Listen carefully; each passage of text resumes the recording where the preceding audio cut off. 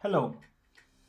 Since the launch of ChatGPT, people have tried to confuse generative AI with broader AI, like everything is ChatGPT, right? So I wanted to kind of demystify that a little bit today to address that issue in this video. So in this short video, I will discuss what is the difference between generative AI versus predictive AI. So they are both very useful. Predictive AI has been around for much larger time, longer time. More business applications have been implemented in terms of like the time that it has been around. Generative AI has been around as well for already quite some time, like generative adversarial networks and things like that. But its applications have really kind of exploded after the launch of ChatGPT, right? So I will discuss both of them and how they differ from each other, and I'm hopeful that it will clarify at least to some level, like how they differ in their applications and how both of them are really useful. So, generative AI and predictive AI are two branches of AI that serve different purposes and are based on distinct principles. Generative AI, its purpose is that it is designed to create new data instances or content that resemble the training data that you provided. It's not just about generating data, it's about understanding and replicating the underlying distribution of the data. Now, you will ask how it works. It uses models like generative adversarial networks, GANs, variational autoencoders, VAEs, and transformer based models to generate text, images, music, etc. If you don't know these terms, I have, for example, recorded one video on what is a transformer model, and I will also record other videos on GANs and autoencoders so you can have a look at those.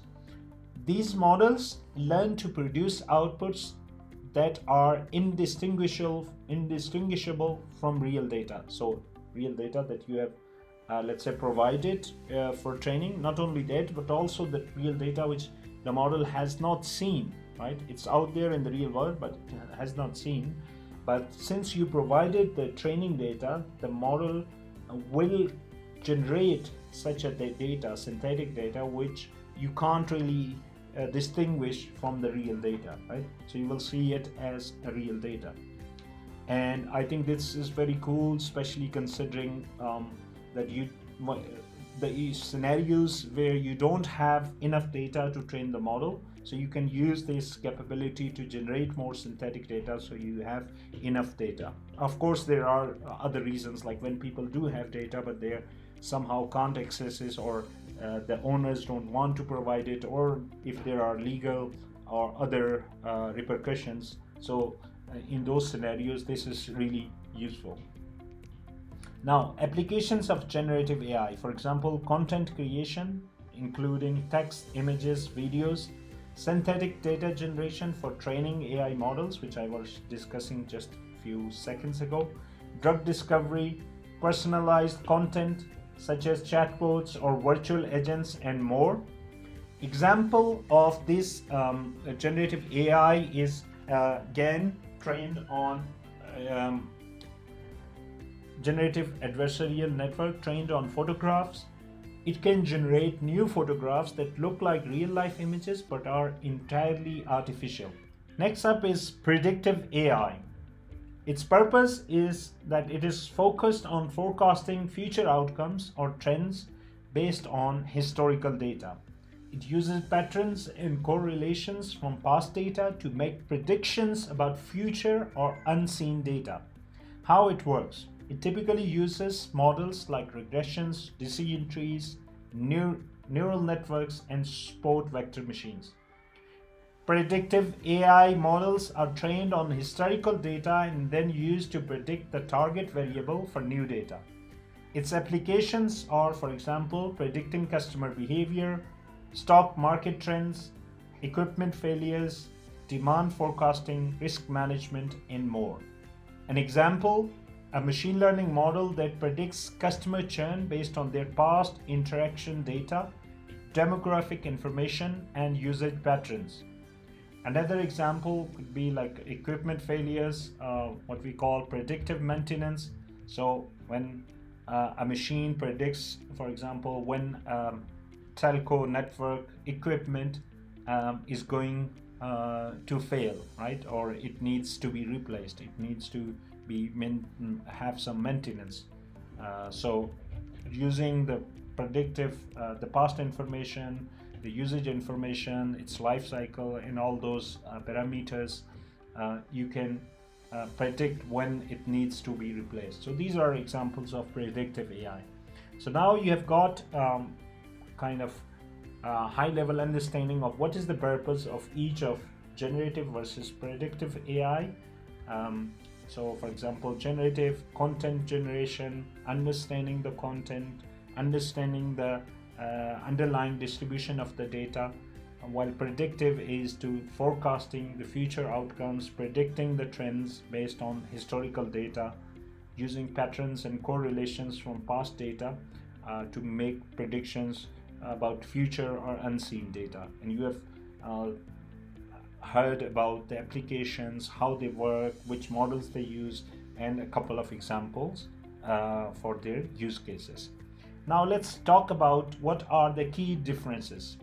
For example, when we look at the outputs, generative AI outputs new instances of data that are similar to what it has been trained on, right? So it generates new instances of data that look like the instances for which it has been trained on, but they are artificial. While predictive AI outputs the predictions or classifications based on past data, the data which have been fed to the model, and has so it's the predictions or classifications based on past data. Now, when we talk about the data understanding, generative AI models gain a deep understanding of data's distribution to generate new instances, whereas predictive AI models understand the relationships between input and output variables to make the predictions. So a predictive AI model really look at the data that you provide as okay, if this is the input, this is the output, and it looks at their relations and tries to learn from those training samples, right? Tries to learn the relationship between input and output, or X and Y, right? However you would like to call them. Now, last is interactivity. So generative AI often involves more interactive applications like chatbots, voice assistants, right? Where user inputs can influence the generation process. For example, if you are interacting with ChatGPT, your prompt really determines the output that you will get. How accurate or how well formed is your instruction, is your prompt, you will get most likely the correct result accordingly. While predictive AI typically involves less interaction, it focuses on providing insights or decisions based on input data. So it doesn't have anything to do with your interaction, right? With the user interaction. Predictive AI mainly focuses on the insights or decision based on the input data that you provide, based on the historical data, sample data, or training data that you provide to the model to learn the relationships, to learn the predictions, to learn the inferences. Both generative and predictive AI have their unique strengths and are chosen according to the specific needs and goals of a project. So you have to keep this in mind, that they both are AI. They both have their strengths, applications, and usage scenarios, and you need to choose them accordingly, where one of these you need, or maybe a combination where both complement each other. So this really depends on your business use case, on the scenario, on the application that you are working on, as well as the capabilities or strengths of the AI technology, whether you should leverage generative AI, predictive AI, or a combination of both. So hope this clarifies the confusion where people see ChatGPT or generative AI as everything. So the people who know how to work with ChatGPT or how to interact with, they claim to be AI experts or gurus. It's not true. Okay, they can create very interesting results, applications, interactions with generative AI, with ChatGPT, but that's one part of one tiny part, which has, of course, huge applications, huge business implications, huge business benefits, but it is still one part of AI, and there are many other bits of AI that we need to understand. And predictive AI is again one another. Okay, hope you enjoyed this. Let me know in comments if you want to understand or if you have any questions about any other part of AI or even these two. Just let me know and I will try to answer them in one of the videos, or if it just directly in the comments. Have fun, enjoy, and bye for now.